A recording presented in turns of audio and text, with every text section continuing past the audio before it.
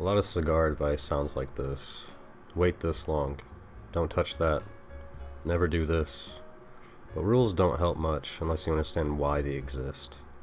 So today isn't about blaming smokers, and it's not about saying anyone is doing anything wrong. It's about understanding what cigars go through after you buy them, and why resting isn't traditional, superstition, or a patience test. It's physics. It's material science. And once you understand what's happening, the timeline starts to make more sense.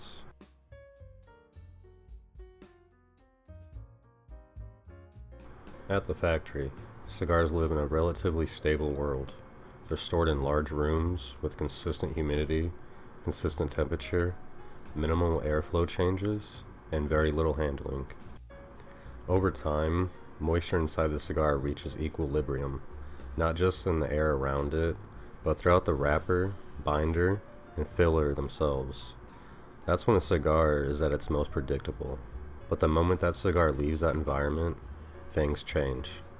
Shipping, warehousing, and retail don't introduce mistakes, they introduce variation. Different climates, different temperatures, different timelines. Nothing is broken, the cigar is simply being moved.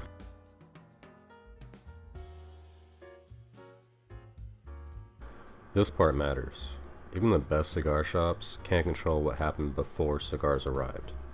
Cigars may sit in regional warehouses, travel through multiple climates, experience short-term humidity shifts, be exposed to temperature changes during transport. By the time you buy them, the cigar is usually well cared for, but not fully settled. Think of it less like damage, more like disruption. The cigar is safe, it just hasn't finished adjusting yet.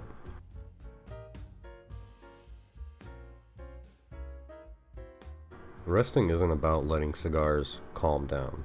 It's about moisture redistribution. Tobacco is hygroscopic.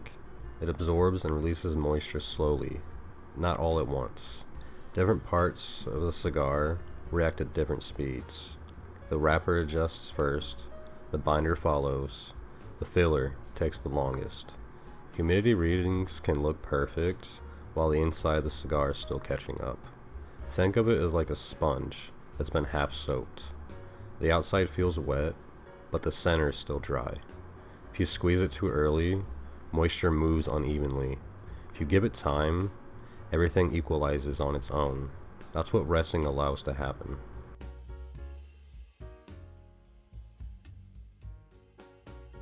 Smoking a cigar that hasn't fully rested is a bit like judging a meal while it's still coming up to temperature. Nothing is wrong with the recipe, it just hasn't finished settling yet. When internal moisture is still shifting, you may notice uneven burns, fluctuating draw resistance, sharper or muddled flavors, hotter smoke early on. You're not tasting the blend at rest, you're tasting it mid-transition. Resting moves at transition before the cigar is lit, instead of during the smoke.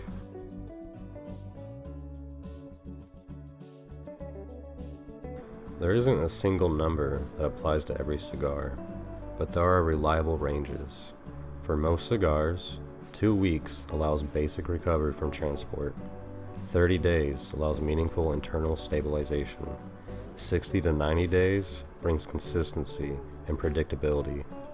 Thicker ring gauges, denser filler, and tightly packed cigars often take longer.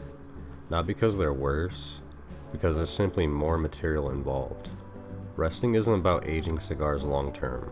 It's about letting them finish adjusting to where they now live.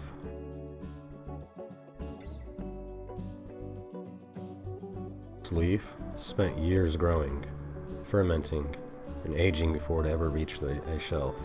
It crossed countries, climates, and hands to get to you. Rushing the final few weeks of settling doesn't make the cigar fresher. It just skips the part where everything finishes lining up. When something takes that long to reach your hands, a little time at the end isn't indulgence, it's proportion.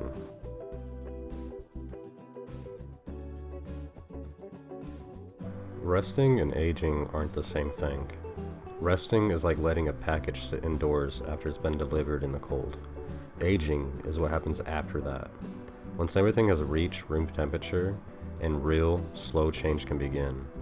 If a cigar hasn't finished resting, it hasn't reached the starting line for aging yet.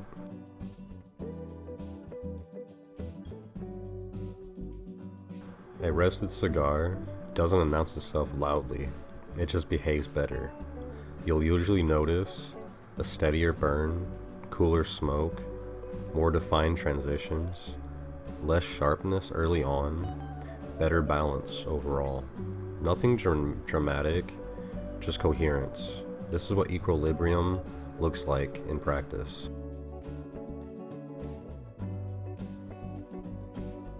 Good rule here. If you bring cigars home, put them in your humidor, give them time to acclimate. Avoid frequent handling early on. Think in weeks, not days. The goal isn't perfection, it's giving the cigar a fair chance to show you what it actually is. Cigars are slow by nature. They're grown slowly, fermented slowly, rolled carefully, aged patiently. Giving them a little bit of time at the end isn't restraint, it's respect for everything that came before. If this episode added clarity, consider subscribing so this library is here when you need it. And in the next episode, we'll draw a clear line between resting and aging, and explain when time helps and when it doesn't. And as always, thank you for spending time here in the Honest Humidor.